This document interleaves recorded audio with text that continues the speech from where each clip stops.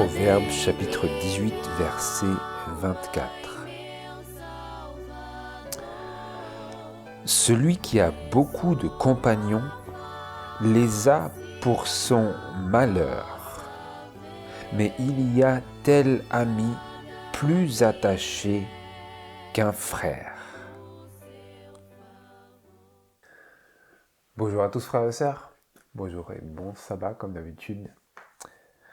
Que Dieu bénisse ces moments de méditation, c'est ma prière, et je prie que à travers cette étude, nous puissions avoir l'ampoule qui s'allume dans notre esprit pour que l'on puisse voir des choses que peut-être nous n'avons pas vues encore et auxquelles nous n'avions peut-être pas porté une attention particulière.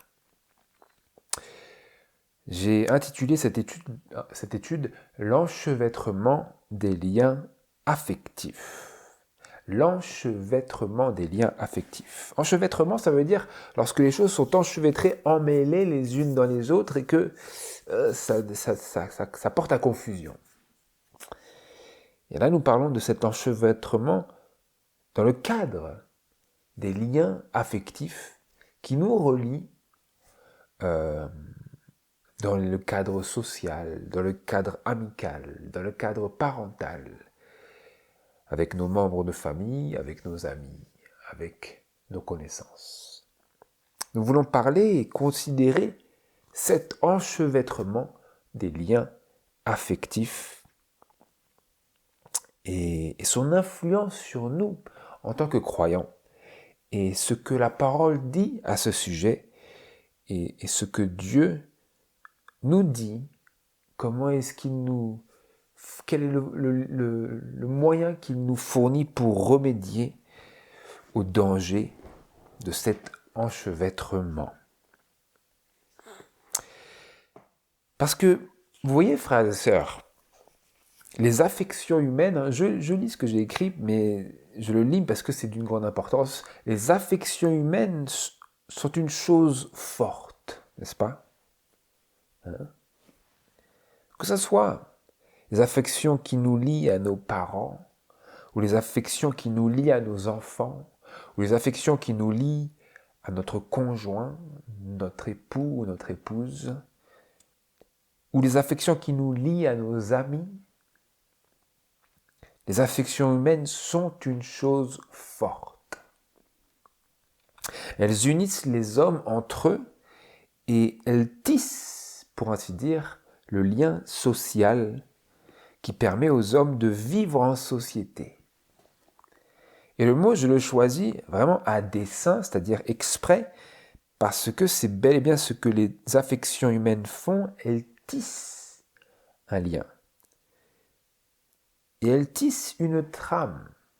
Elles créent un tissu. Nous parlons souvent peut-être pas, mais j'ai entendu parler, par le passé, de tissu social.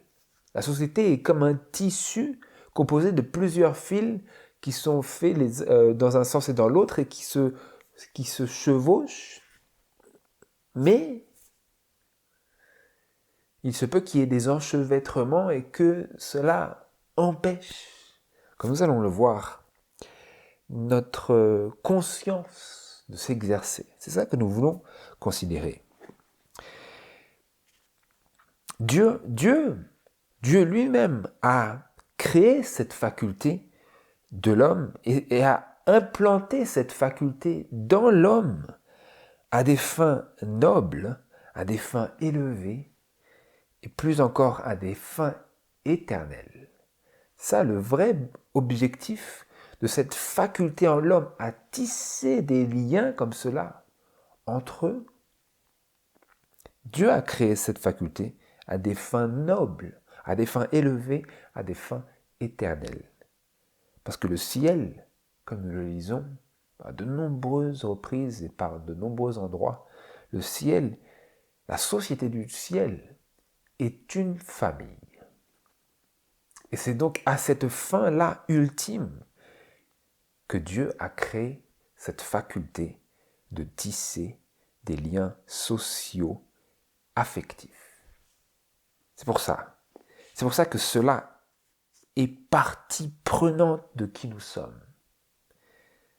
Ça fait partie du désir de Dieu de mener cette faculté à sa perfection, à son plus grand accomplissement, sa plus grande jouissance, c'est le ciel.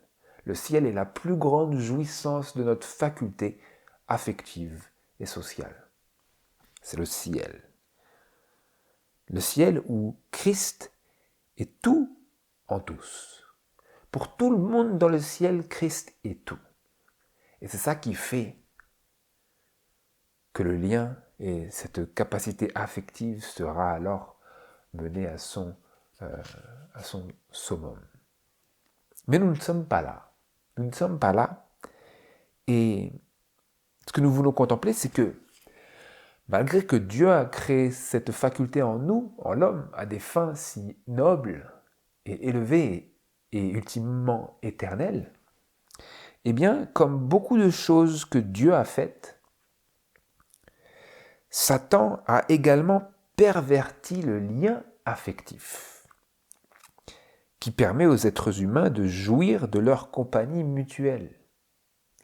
Satan a perverti également cette chose-là.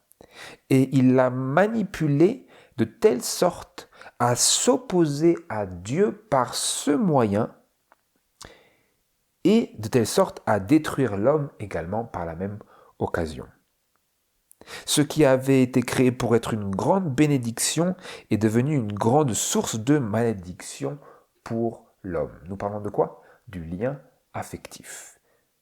Dieu l'a créé comme une grande bénédiction, mais comme beaucoup de choses que le diable pervertit à son avantage, cela a été changé et tourné en une grande malédiction. Pourquoi est-ce que je dis cela? Parce que si vous voyez toutes les choses par lesquelles les hommes se lient les uns aux autres, s'ils sont liés les uns aux autres par une passion, un intérêt pour quelque chose qui est coupable, quelque chose qui est mondain, quelque chose qui n'est pas innocent ni pur, eh bien, cette capacité à tisser du lien social et à être lié par les cordes en soi des liens affectifs, cette capacité-là est pervertie. Vous voyez? Et elle est utilisée pour s'opposer à Dieu. Vous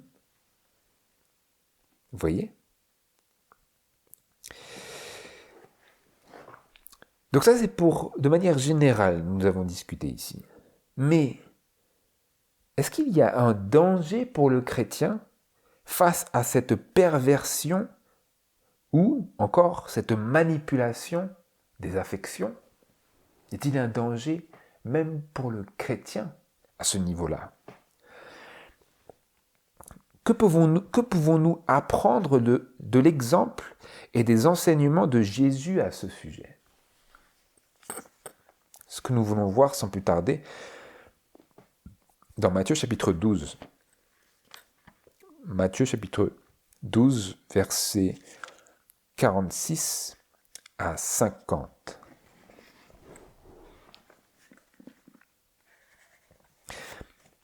Qu'est-ce que nous pouvons apprendre de l'exemple et des enseignements de Jésus au sujet du danger auquel le chrétien est confronté face à cette perversion des affections et à cette manipulation des affections humaines? Matthieu chapitre 12, versets 46 à 50. Je lis, verset 46.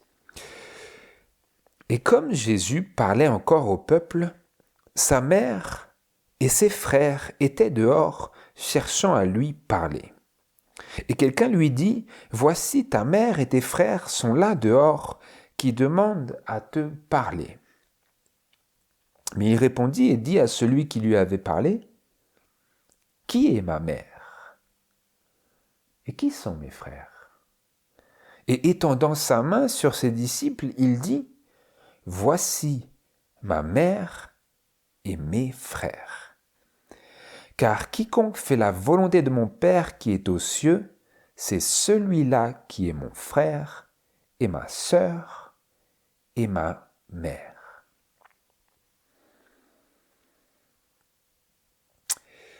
Quelle leçon, frères et sœurs, quelle leçon pouvons-nous retirer de cet épisode-là que je viens de lire? Vous voyez, si vous lisez ne serait-ce que la parole de Dieu, mais nous n'allons pas lire que cela, mais si vous laissez votre esprit vous pencher sur cette leçon qui est renfermée dans ces paroles, vous voyez que le lien sanguin, affectif de Jésus à sa famille lui était présenté comme une raison suffisante et légitime pour interrompre son travail pour le Père. Vous voyez, le lien sanguin et affectif, pas juste sanguin mais affectif de Jésus à sa famille lui était présenté comme une raison suffisante et légitime pour interrompre son travail pour le Père. Parce que, verset 47, quelqu'un lui dit à Jésus, « Voici ta mère et tes frères sont là dehors qui demandent à te parler. » Mais Jésus était affairé. Jésus était affairé au travail du royaume. Et j'aimerais ici lire la déclaration suivante qui se trouve de l'esprit de prophétie, qui se trouve dans Counsels on Health, à la page 526 et au paragraphe 2.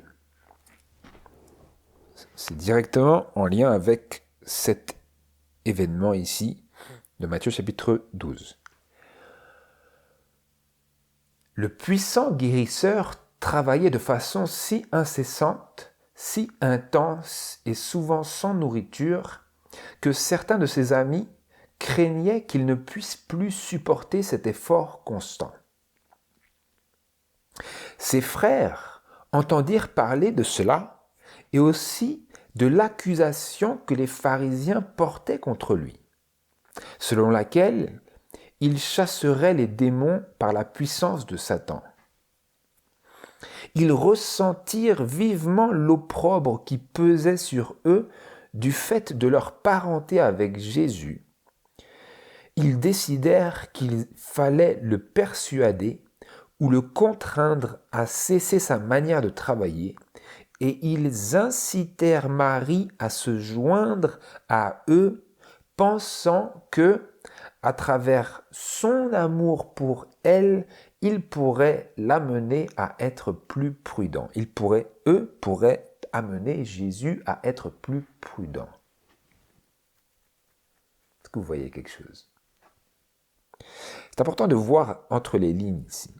Nous allons le voir après à travers l'esprit de prophétie, mais d'ores et déjà, à travers la parole de Dieu, j'aimerais vous encourager et vous demander avec moi de lire entre les lignes en nous aidant de ce que nous venons de lire par l'esprit de prophétie. Qu'est-ce que c'est? Qu'est-ce qui était la motivation qui les a poussés à demander, liés à leur mère, et à solliciter Jésus et qu'il vienne à eux?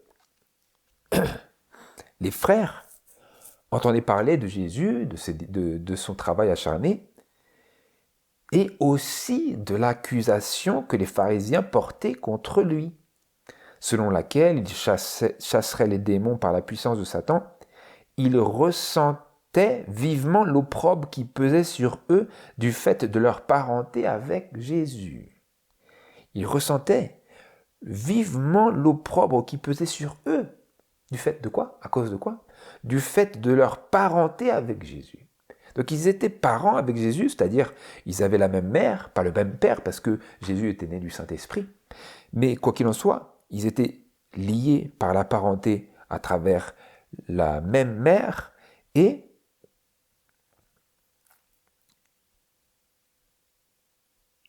ils ressentaient l'opprobre. L'opprobre, c'est-à-dire la honte. C'est la honte, c'est un mot français qui veut dire honte. Ils ressentaient l'opprobre. Et que décidèrent-ils de faire? Ils décidèrent qu'il fallait le persuader ou le contraindre à cesser sa manière de travailler. Et comment procédèrent-ils pour accomplir cela?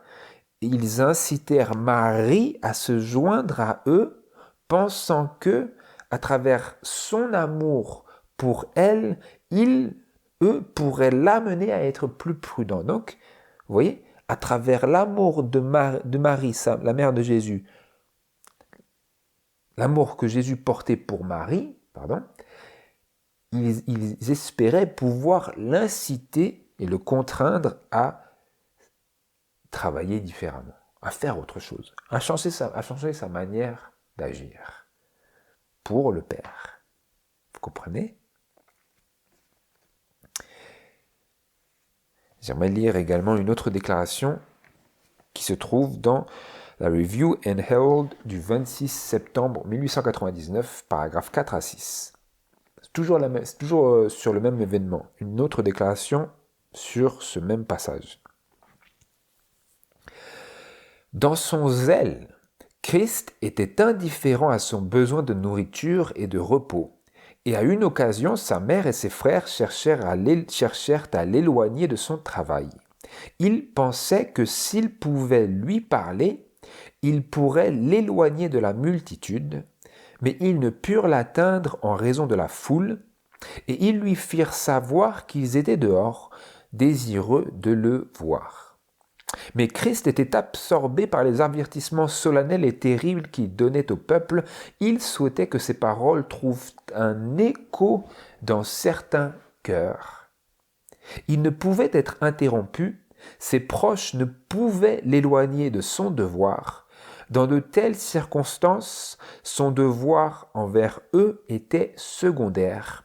Il ne les réprimanda pas, mais il profita de cet incident pour communiquer une leçon qui serait très bénéfique à sa mère, à ses disciples et à la foule qui se trouvait devant lui. Quelle était la leçon qu'il leur communiqua et qui leur serait très bénéfique? Ça, c'est écrit au paragraphe suivant.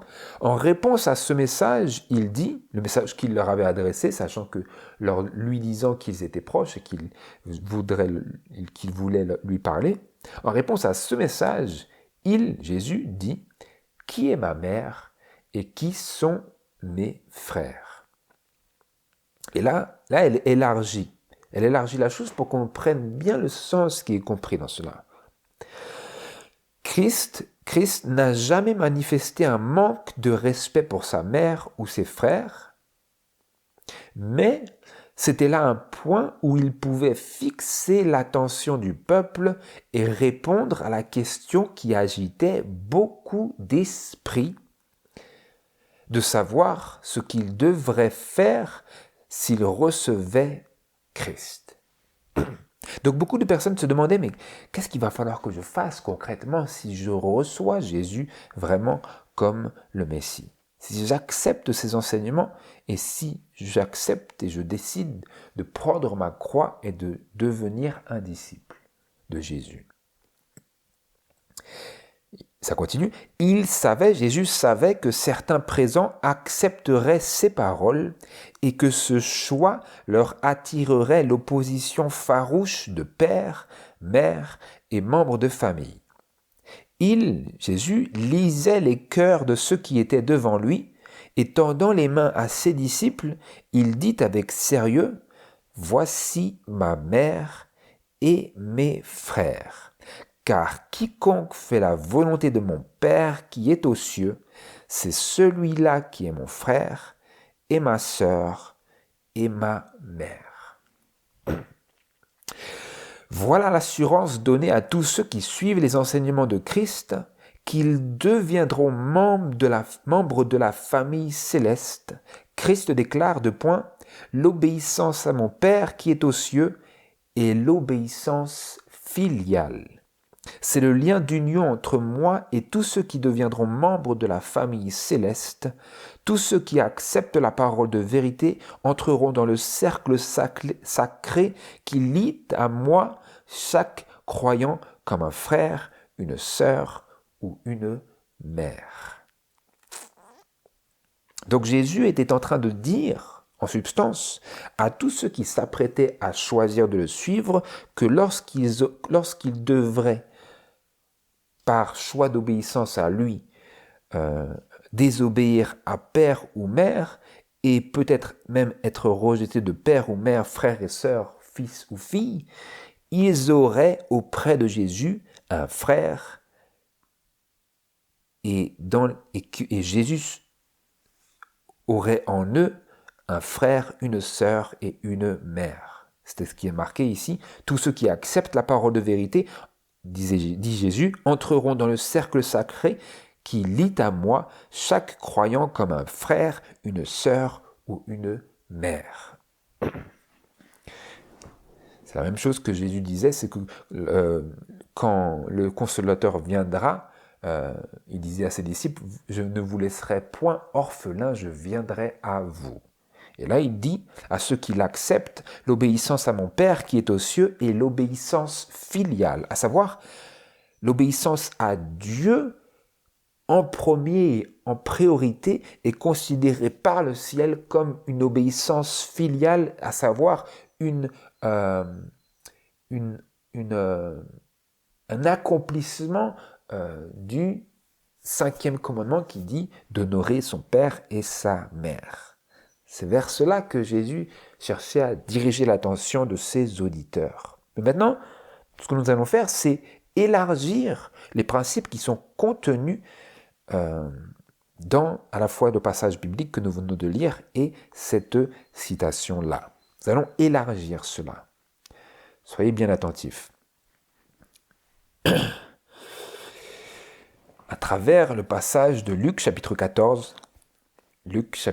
14, versets 25 à 27. Luc 14, verset 25.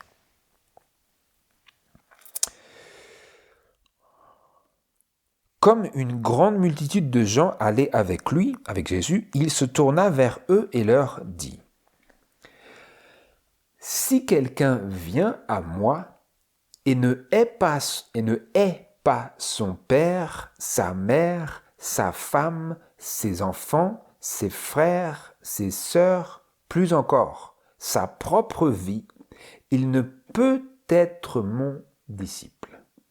Et quiconque ne porte pas sa croix et ne me suit pas ne peut être mon disciple. »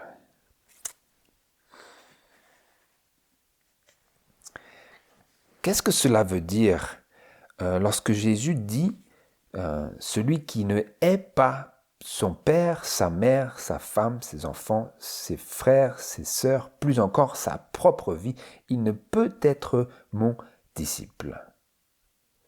Celui qui ne hait pas sa propre vie ne peut être mon disciple, disait Jésus. Et qu'est-ce que cela veut dire de haïr sa propre vie ? Ça ne veut pas dire de se martyriser, de se faire souffrir, de se flageller, comme le faisaient par exemple les moines de l'Église catholique, parmi lesquels était Luther. Ça ne veut pas dire cela. Mais haïr sa propre vie, ça veut dire prendre sa croix. Vous voyez ?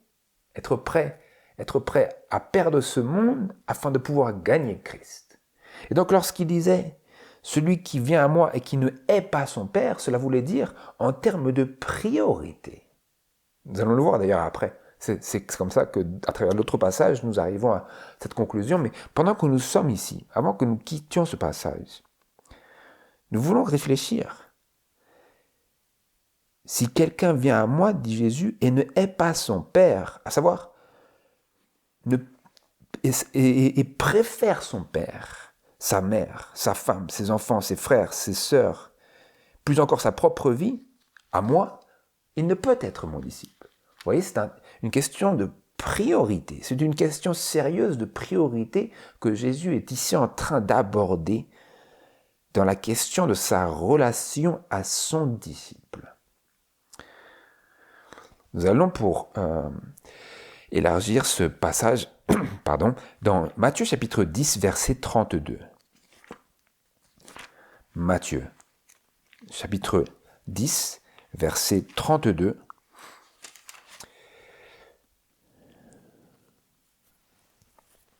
Matthieu chapitre 10, verset 32, où il s'agit, il me semble, du même épisode, parce que c'est les mêmes paroles qui ressortent, vous le verrez.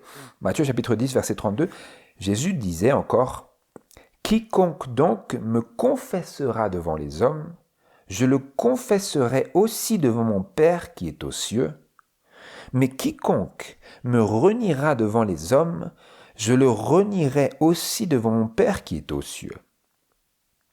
Ne pensez pas que je sois venu apporter la paix sur la terre. Je suis venu apporter non la paix, mais l'épée.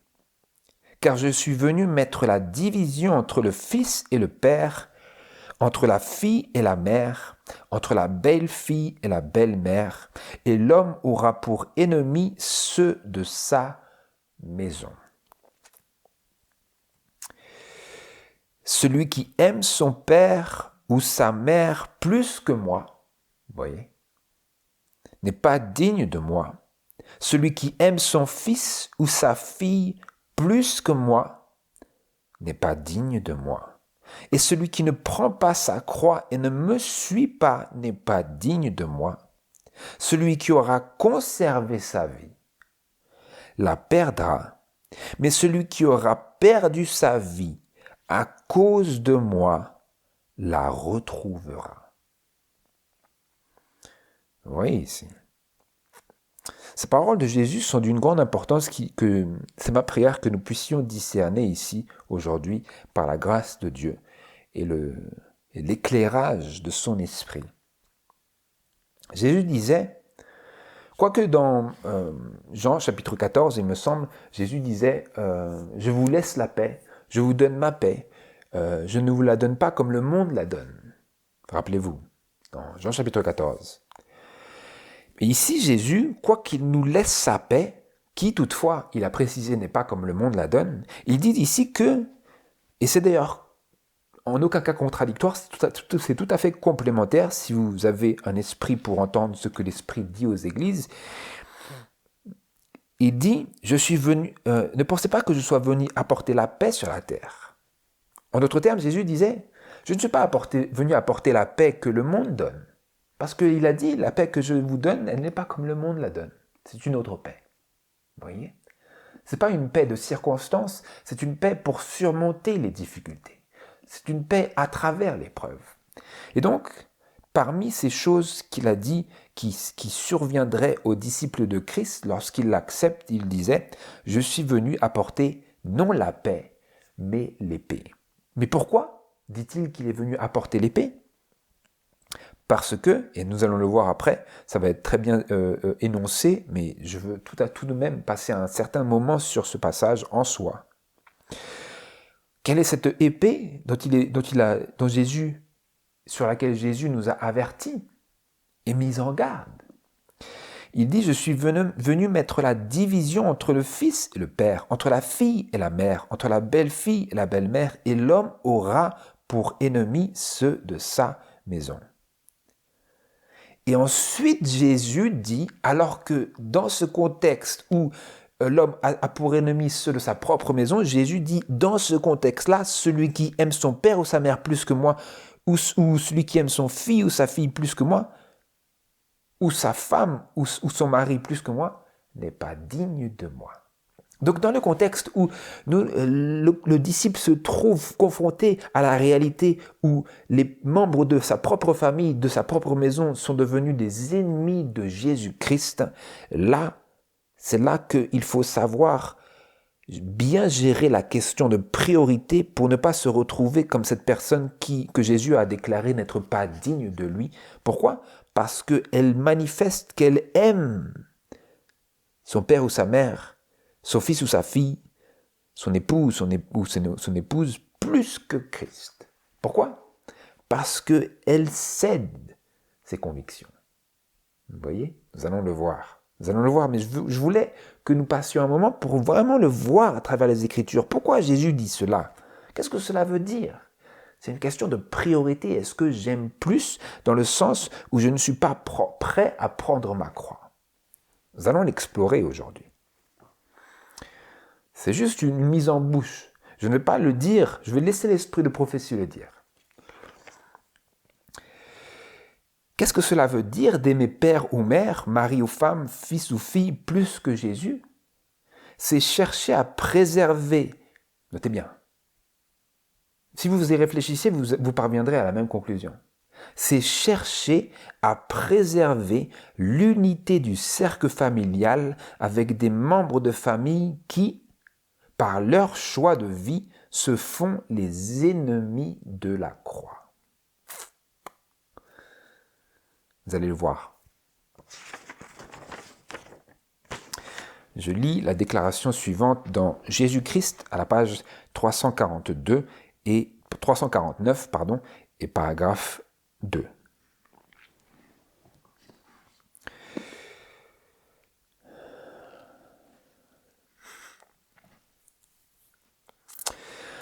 Le Sauveur dit aux disciples de ne pas espérer voir cesser l'inimitié du monde contre l'Évangile,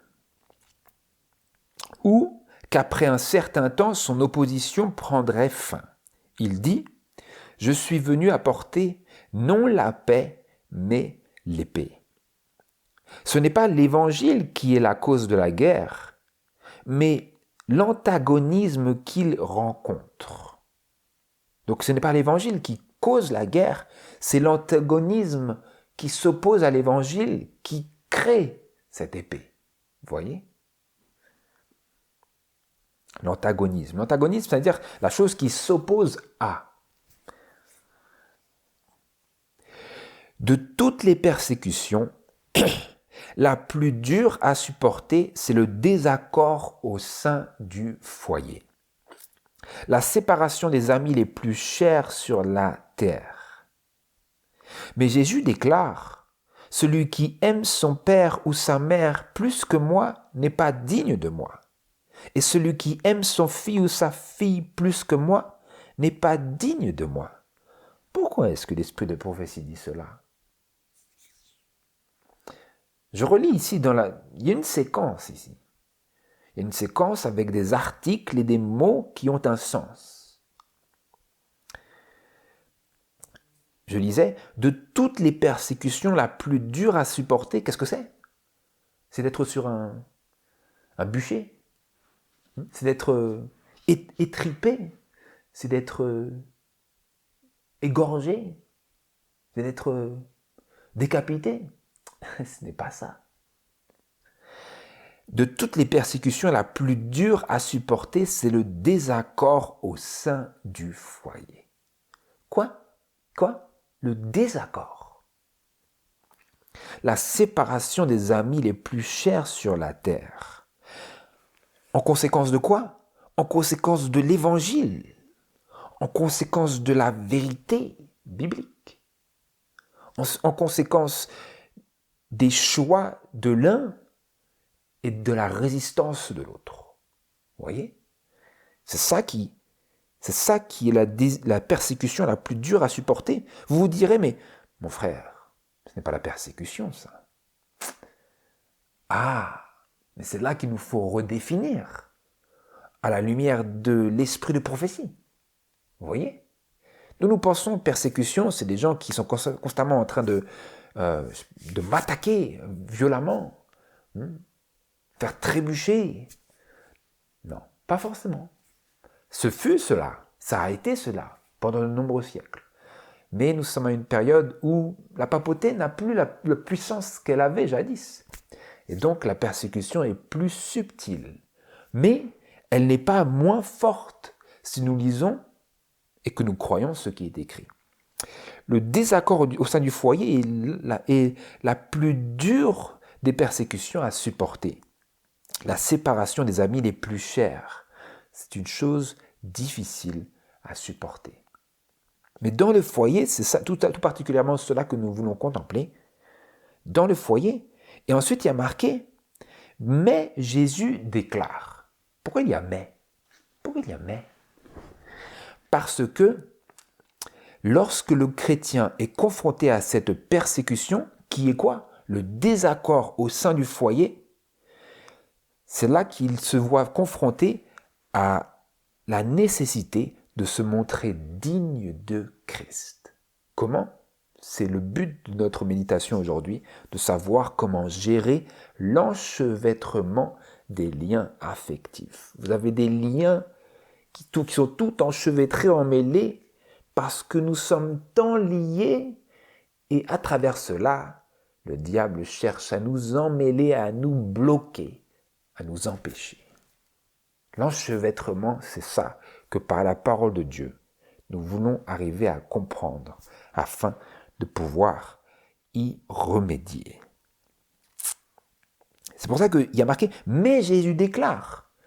Quoi que ce soit la réalité, Jésus déclare, même si c'est une persécution très difficile à supporter, Jésus déclare « Maintenant, tu veux être mon disciple, mais il faut que tu te montres digne de moi. » Qu'est-ce que cela veut dire? Cela veut dire que dans le contexte de ce désaccord de nos foyers, est-ce que je vais laisser à l'évangile l'opportunité de grandir et de croître, ou est-ce que je vais éteindre l'évangile afin d'éteindre le désaccord? Et Jésus dit, ton choix face à cette décision qui se place devant tes yeux et devant toi va déterminer si tu es digne ou pas de moi. Est-ce que tu aimes ton père ou ta mère, ton fils ou ta fille, ton mari ou ta femme plus que moi? Ou est-ce que tu montres par tes décisions, tes convictions, et le fait que tu mènes à bien tes convictions, que tu m'aimes de manière prioritaire, en premier lieu, et que tu laisses toutes les autres demandes et sollicitations comme secondaires, comme Jésus l'a fait. Rappelez-vous, et là nous voyons le sens, la signification des paroles de Jésus, où il disait, que disait-il? Qui est ma mère et qui sont mes frères? Vous voyez? Parce que la personne est venue à Jésus et a dit, bon Jésus, là ça doit être prioritaire parce qu'il t'appelle. Jésus a vu l'opportunité. Il y a des personnes qui le regardaient, elles étaient impliquées dans leur préparation pour une décision. Imaginez, Jésus il dit, ah désolé, il y a ma mère qui m'appelle, mes frères, mes sœurs, bon je vais.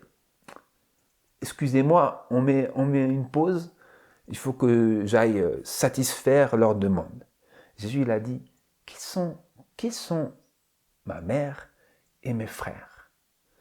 Il a dit, voici ma mère, mes frères et mes sœurs, ceux qui font la volonté de mon Père qui est aux cieux. Donc Jésus a mis les priorités, il n'a pas renié son devoir envers sa famille, parce que nous lisons que Jésus n'a jamais manqué de respect à sa mère ou à ses frères, c'était précisé justement. Il ne manquait pas de respect, mais il plaçait des priorités. Et ensuite, dans sa relation à ses disciples, il dit, allez-vous aussi placer des priorités? Oui. Je lis de plus la déclaration suivante qui se trouve dans OHC, Our High Calling, à la page 328 et au paragraphe 3 à 6. Toujours sur le même principe de l'épée dont Jésus parlait qu'il était venu à amener, quoique on se serait plutôt attendu à la paix. OHC 328, paragraphe 3, bien qu'il, Jésus, portait le titre de prince de la paix, Christ a dit de lui-même, ne pensez pas que je sois venu apporter la paix sur la terre, je suis venu apporter non la paix, mais l'épée. Le prince de la paix, il était pourtant la cause des divisions. C'est ce que nous lisions ici.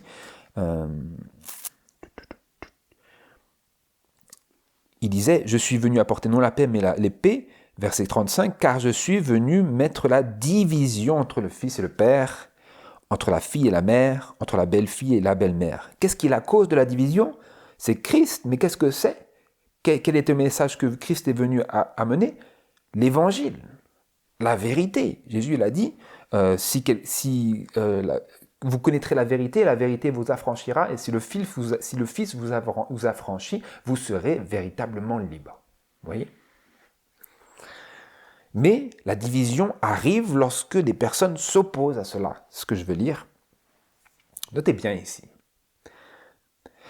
Des familles doivent être divisées afin que tous ceux qui invoquent le nom du Seigneur puissent être sauvés.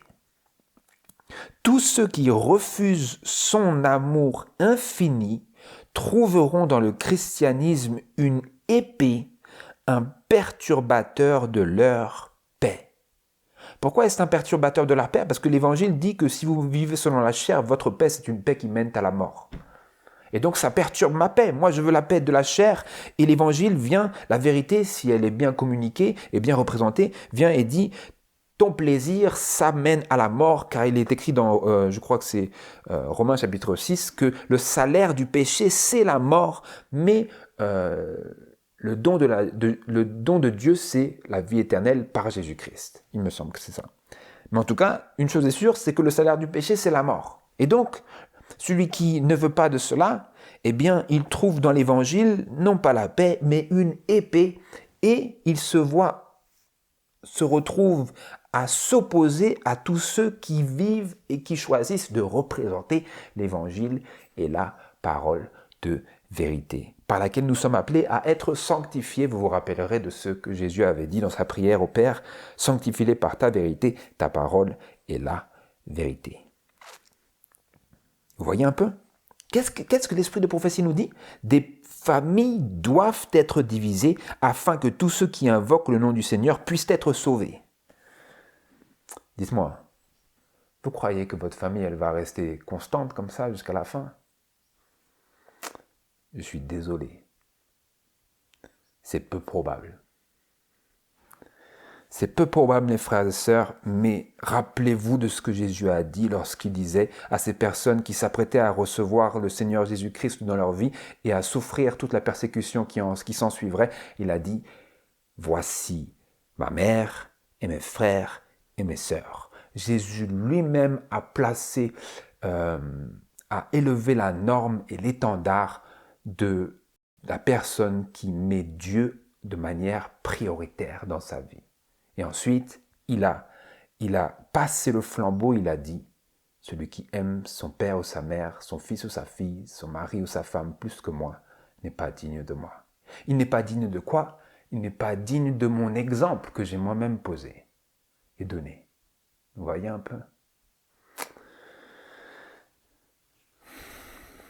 Des familles doivent être divisées afin que tous ceux qui invoquent le nom du Seigneur puissent être sauvés. Sauvés !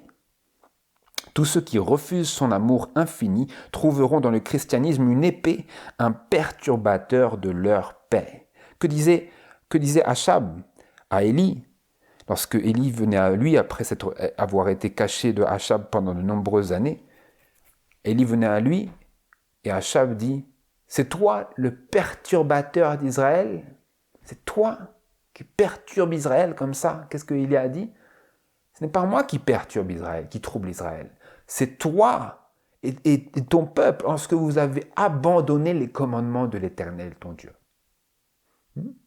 Donc le problème, ce n'est pas celui qui est censé perturber. Le problème, c'est que nous vivons en désaccord avec la parole de Dieu et donc l'Évangile arrive, Jésus-Christ arrive, sa vérité arrive et c'est une épée. Et moi, je me retrouve au milieu de cette guerre parce que j'accepte la parole du prédicateur et ensuite, j'ai un choix. Je peux soit étouffer la division, je dis « Non, ce n'est pas grave, t'inquiète pas, ce n'est pas aussi grave que cela. » Ou je peux dire « Je crois en cela, c'est ça ma conviction. » Si tu n'es pas d'accord, alors je suis désolé, c'est ma conviction. Je veux vivre en harmonie avec ma conviction. Et alors ça crée la division. Mais l'enchevêtrement, c'est lorsque nous disons « Non, ce n'est pas si grave, nous pouvons rester jusqu'à la fin, tout va être bien et tout. » Nous vivons nous nous séduisons. Et nous trompons, nous créons la confusion, c'est Babylone dans la maison. Mes frères et sœurs, ce que je suis en train de partager aujourd'hui, c'est du vécu. C'est du vécu.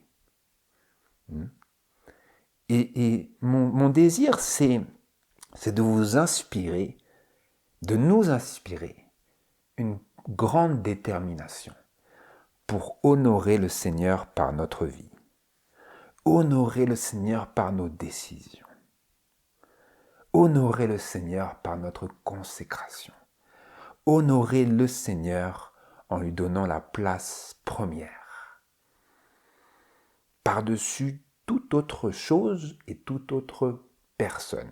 Rappelez-vous, la mère de Jésus et ses frères étaient venus à lui et avaient eu l'audace de l'interrompre.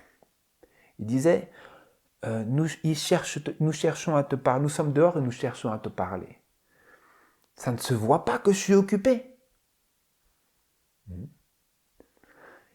Vous voyez, lorsque des personnes ne cherchent pas à entendre la vérité ou à s'y soumettre, ils ne vont plus avoir de discernement pour voir les priorités et ils vont vous solliciter pour des choses inutiles, vaines. Et c'est là que Jésus dit, celui qui aime son père ou sa mère plus que moi, son fils ou sa fille plus que moi, son mari ou sa femme plus que moi, il n'est pas digne de moi. Mais celui qui m'aime plus que son père ou sa mère, plus que son fils ou sa fille, plus que sa femme ou son mari, celui qui m'aime plus, qui me donne la priorité en toute chose, il est digne de moi. Parce que moi-même, j'ai fait cela. Je continue. Toujours dans OHC 328. Il est impossible pour quiconque de devenir un véritable disciple de Jésus-Christ sans se distinguer de la masse mondaine des incroyants. Si le monde acceptait Jésus, il n'y aurait pas d'épée de dissension, car tous seraient disciples de Christ et en communion les uns avec les autres, et leur unité serait ininterrompue. Le monde entier serait une grande communion chrétienne. Mais, ce n'est pas le cas. Ici et là, un membre isolé d'une famille est fidèle aux convictions de sa conscience et est obligé de se tenir seul. La ligne de démarcation est nette. L'un s'appuie sur la parole de Dieu, les autres sur les traditions et les affirmations des hommes. La paix que Christ a donnée à ses disciples et pour laquelle nous prions est la paix qui est née de la vérité. Une paix qui ne doit pas être éteinte à cause des divisions. Il se peut qu'il y ait des guerres et des combats, des jalousies, des envies, des haines, des querelles, mais la paix de Christ n'est pas celle que le monde donne ou que le monde reprend.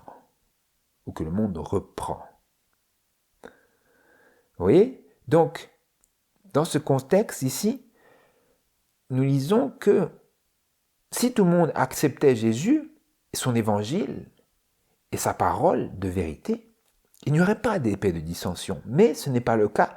Et donc, en conséquence, ici et là, un peu partout, un membre isolé d'une famille est fidèle aux convictions de sa conscience et est obligé de se tenir seul. C'est l'esprit de prophétie qui nous l'a dit. L'esprit de prophétie nous trace le récit réel de comment cela va se produire dans la réalité. Qu'est-ce qui va se passer lorsque une personne accepte la vérité? Comment va-t-il se retrouver? Surtout, tout particulièrement en ces derniers jours, parce que c'est vraiment ça qui est important. Rappelez-vous, c'est le témoignage de Christ qui est donné pour préparer un peuple. Ces choses-là ne sont pas pour le XVIIIe siècle, elles sont pour le temps de la fin et la période du jugement investigatif dans laquelle nous vivons depuis 1844. Dans cette période-là, c'est à ce moment-là que ces conseils sont donnés. Ici et là, un membre isolé d'une famille est fidèle aux convictions de sa conscience, il reçoit la vérité et il veut être fidèle à ces convictions-là. Et que lui arrive-t-il? Il est obligé de se tenir seul. La ligne de démarcation est nette, l'un s'appuie sur la parole de Dieu, les autres sur les traditions et les affirmations des hommes. Qui sont les autres? Dans le contexte, ce peut être ses amis et ce peut être aussi ses membres de famille. Parce que nous l'avions vu, un membre isolé d'une famille. Vous voyez?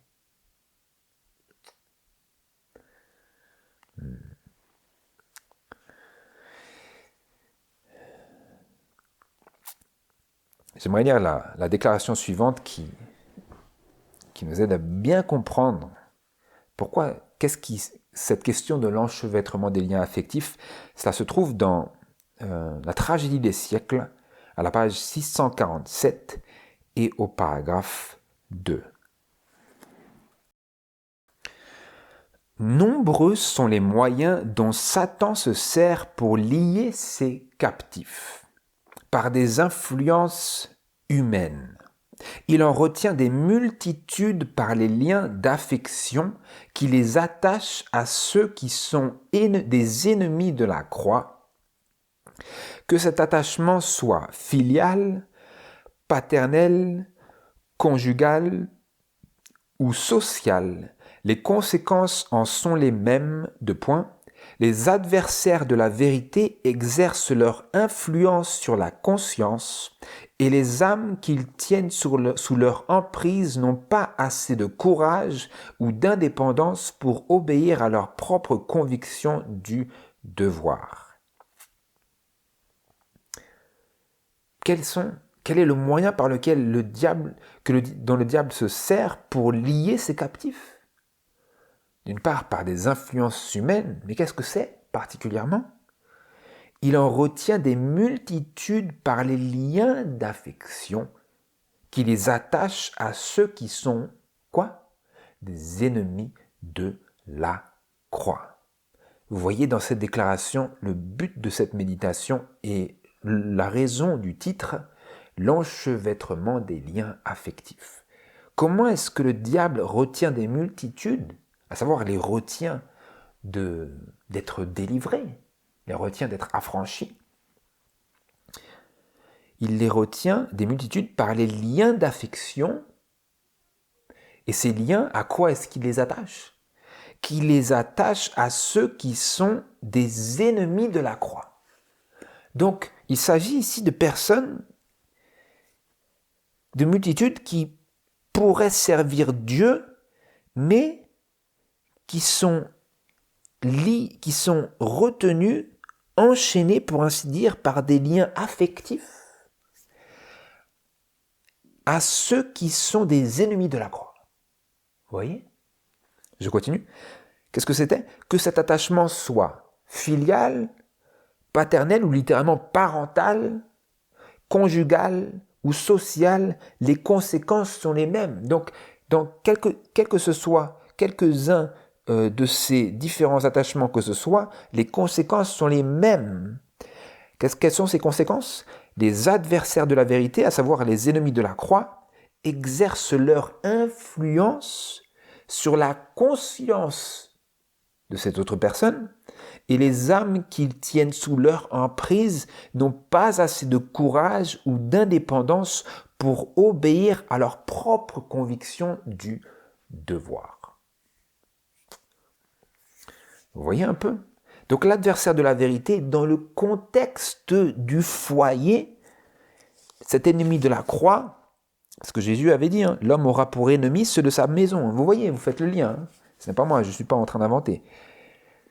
Les adversaires de la vérité exercent leur influence, ce sont des membres du foyer, et la personne qui est convaincue et qui accepte la vérité, qui veut être fidèle à ses convictions, mais beaucoup sont tenus sous l'emprise de ces membres incroyants ou opposés à la vérité, et n'ont pas assez de courage ou d'indépendance pour obéir à leur propre conviction du devoir.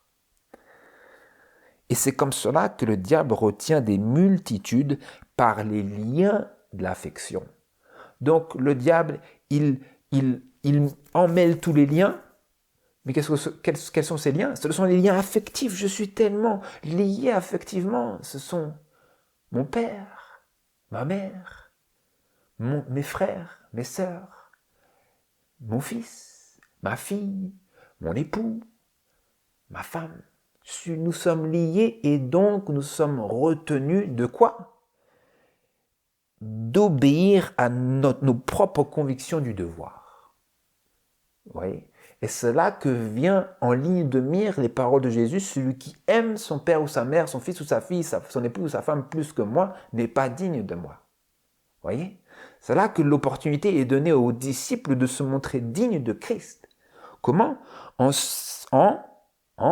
s'affranchissant de ces liens affectifs qu'il enchaîne aux personnes auxquelles il est lié affectivement. Vous voyez?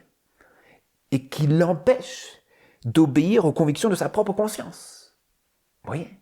Pourquoi? Parce que ce sont des personnes qui sont proches. Vous ne voulez pas les laisser, vous ne voulez pas les abandonner, vous avez peur pour eux. Vous avez peur pour eux. Vous êtes peut-être un père, une mère. Vous avez peur pour vos enfants. Vous vous dites, si je les laisse à eux-mêmes, c'en est fini d'eux. Mais si vous restez avec eux, c'est pire. Ouais. Parce que dans le contexte du foyer, généralement, c'est ce que nous allons voir juste après, j'ai écoulé mon temps, mais dans le contexte du foyer, généralement, c'est l'incroyant qui va tirer le croyant vers le bas plutôt que l'inverse. Donc nous disons, mais il faut que je les garde, il faut que je leur donne une influence. S'ils n'acceptent pas la vérité, vous ne pouvez pas rester sous le même foyer, sous le même toit, parce que c'est contraire. Continuons ici. Je veux que vous voyez ça à travers la parole de Dieu.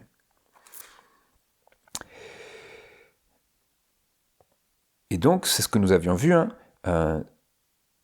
ceux qui s'opposent à la vérité, qui refusent de l'épouser, exercent une influence sur les croyants et les empêchent de progresser, tout cela à travers l'enchevêtrement des liens affectifs. Ceux qui se laissent ainsi contrôler par ces liens affectifs étroits n'ont pas assez de courage et d'indépendance morale pour s'affranchir de ce joug. C'est l'un des artifices du diable. C'est un joug.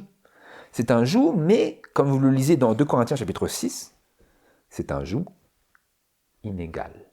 2 Corinthiens chapitre 6, versets 14 à 18. Allons-y. 2 Corinthiens chapitre 6. Verset 14. Donc nous avons l'habitude d'appliquer ce verset à la relation du mariage, mais en réalité c'est beaucoup plus large que ça. Et d'ailleurs, si vous lisez l'Esprit de prophétie, vous voyez que elle applique ces paroles de la parole de Dieu à bien d'autres relations que simplement celle du mariage. Je lis 2 Corinthiens chapitre 6, verset 14.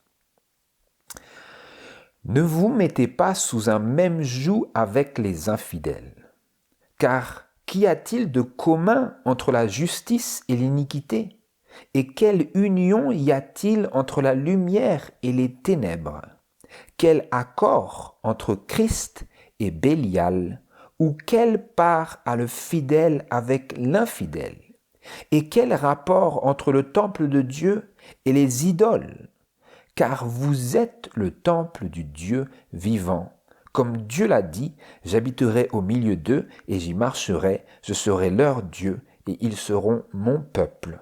C'est pourquoi sortez du milieu d'eux et vous séparez, dit le Seigneur, et ne touchez point à ce qui est impur, et je vous recevrai, et je serai votre Père, et vous serez mes fils et mes filles, dit le Seigneur Tout-Puissant.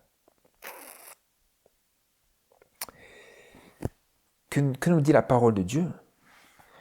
Ne vous mettez pas sous un même joug avec les infidèles. Sous un même joug. C'est-à-dire que vous marchez ensemble. C'est ça que ça veut dire. Sous un même joug, ça veut dire vous avez deux bœufs, oui, avec un S, oui. Vous avez deux bœufs et ils avancent ensemble et ils sont liés par un joug. Donc vous connaissez cette image. Ils tirent un outil ou une charrue, une charrette, ou un outil dans les champs. Et donc, l'image que la parole de Dieu nous présente ici, c'est que si vous mettez un animal qui n'est pas qui n'est pas prêt à travailler, qui ne veut pas travailler, et un animal qui est docile, obéissant, vous allez leur dire aux deux d'avancer. L'un, il va tirer, l'autre, il va vouloir aller dans l'autre direction et il veut faire tout sauf ça. Il veut tout faire sauf travailler. Hein? C'est comme il y a des chiens qui veulent pas, ils ont le sang pour chasser, mais ils ne veulent pas chasser. Je connais un chien comme ça. Et là, ce que la parole de Dieu nous dit, c'est que de se lier avec les infidèles, c'est d'être sous un même joug avec eux, mais il n'y a pas de point en commun entre la justice et l'iniquité. C'est présenté en question, car qu'y a-t-il de commun entre la justice et l'iniquité, et quelle union y a-t-il entre la lumière et les ténèbres? Mais vu que, comme nous l'avions lu, vu que le diable cherche à nous perdre et intensifie les liens affectifs, hein, il les intensifie, il les électrifie, et il fait que ces personnes qui sont ennemies de la croix nous paraissent plus proches encore, parce qu'elles font preuve de tant d'affection, mais vis-à-vis de Jésus, il n'y a pas d'affection. Voyez? Réfléchissez, frères et sœurs, réfléchissez.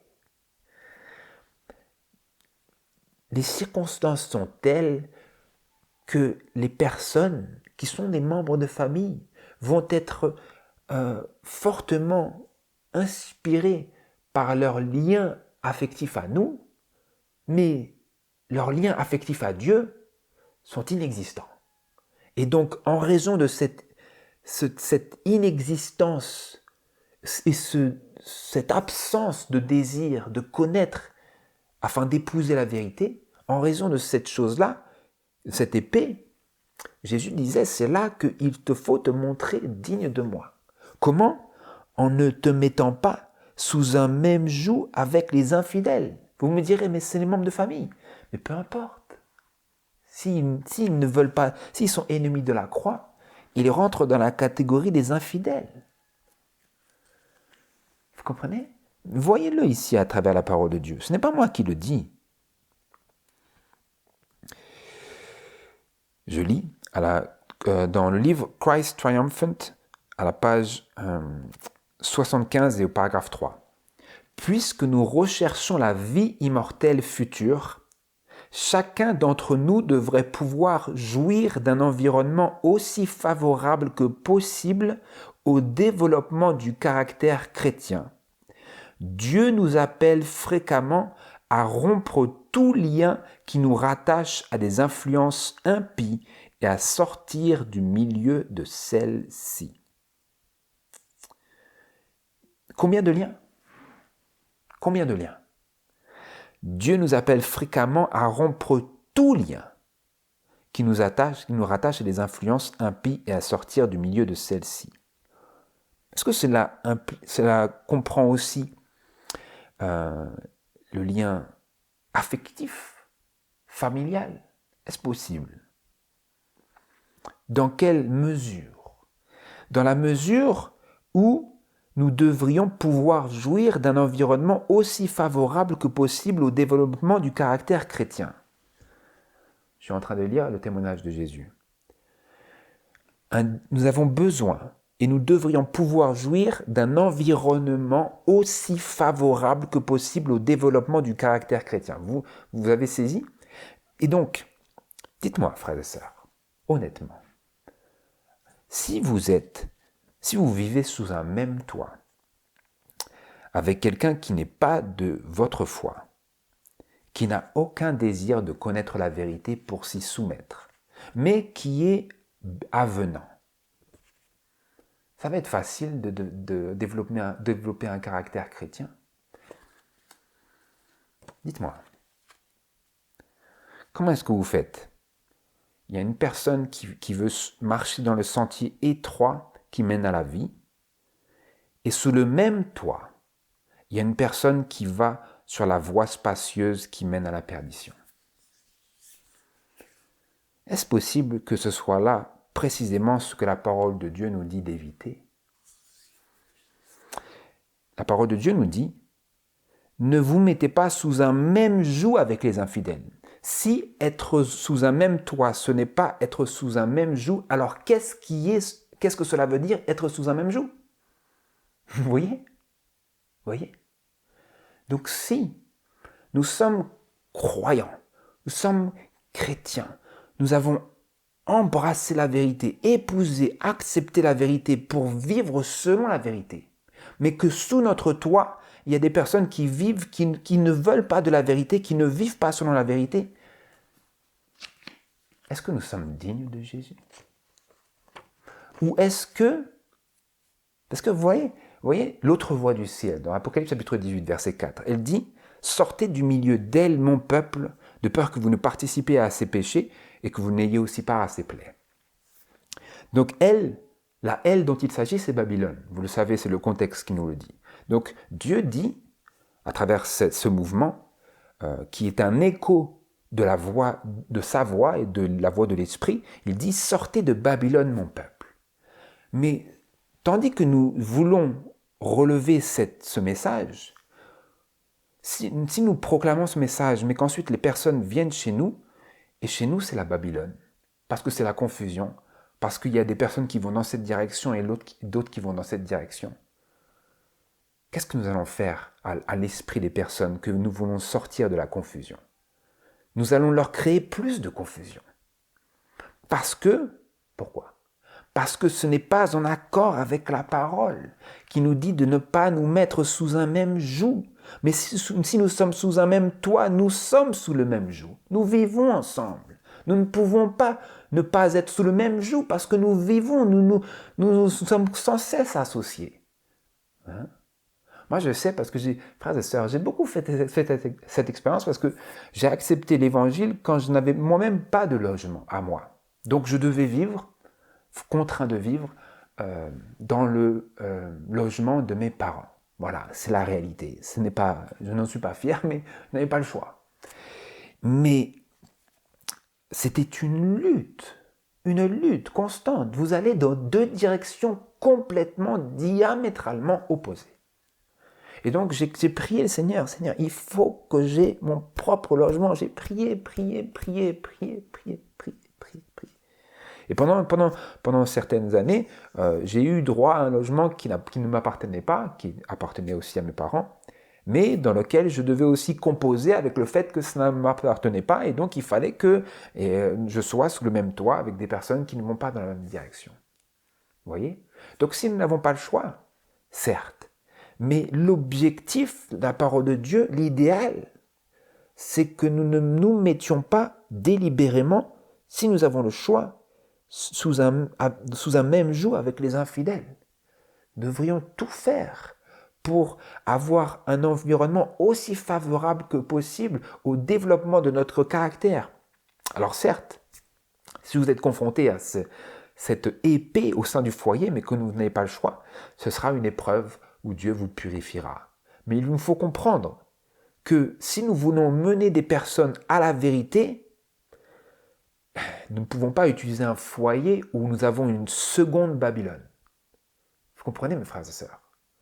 C'est important que nous comprenions cela.